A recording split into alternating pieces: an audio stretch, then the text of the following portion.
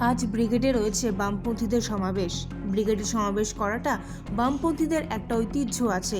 বহু বছর ধরে এই ঐতিহ্য চলে আসছে। যতদিন পার্টি আছে তারা এটা করে যাবেন, এমনটাই মন্তব্য করেছেন দিলীপ ঘোষ। আজ সকালে পশ্চিম মেদিনীপুর জেলার খড়গপুর শহরের বগদা এলাকায় বিজেপি কর্মী সমর্থকদের সঙ্গে চা চক্রে যোগ দিয়েছিলেন দিলীপ ঘোষ। সেখানেই তিনি কিছু বিষয়ে কথা বলেছেন। শুনে নিন তিনি কি বলেছেন। এর আগেও ব্রিগেডে করেছেন, বিধানসভার আগে ব্রিগেড করেছিলাম বামপন্থীরা, হরিও দিয়েছিলেন, কিন্তু একটা সিটও জিততে পারেননি। তো টিএমসি তো করেইনি, ব্রিগেড বিজেপি করেছিল। তো ব্রিগেডে করাটা বামপন্থীদের একটা ঐতিহ্য আছে বহু বছর ধরে। যতদিন পার্টি আছে এটা চেষ্টা করবো।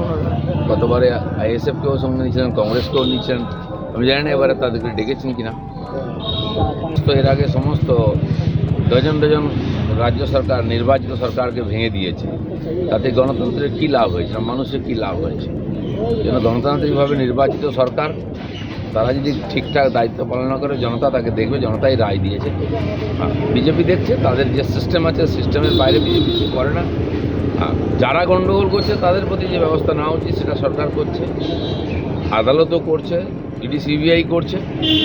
পশ্চিমবাংলার মানুষ ভাবুন ব্যাপারটা, যে এই পরিস্থিতি কেন তৈরি হয়েছে, কাদেরকে তারা ভোট দিয়ে জেতাচ্ছে, আর তারা কাদেরকে লালন পালন করে এই ধরনের পশ্চিমবঙ্গকে পশ্চিম বাংলাদেশ তৈরি করার চক্রান্ত করছে। দলের কী হলো সেই নিয়ে ওনারা চিন্তিত, পশ্চিমবাংলার কী হচ্ছে, দেশের কী হচ্ছে চিন্তা নেই। তিনি যেখানে থেকে এমপি, বীরভূম জেলায় তো সবচেয়ে বেশি উপদ্রুত। যেরকম ঘটনা সেখানে বহুবার হয়েছে, আমাদের উপরে হয়েছে।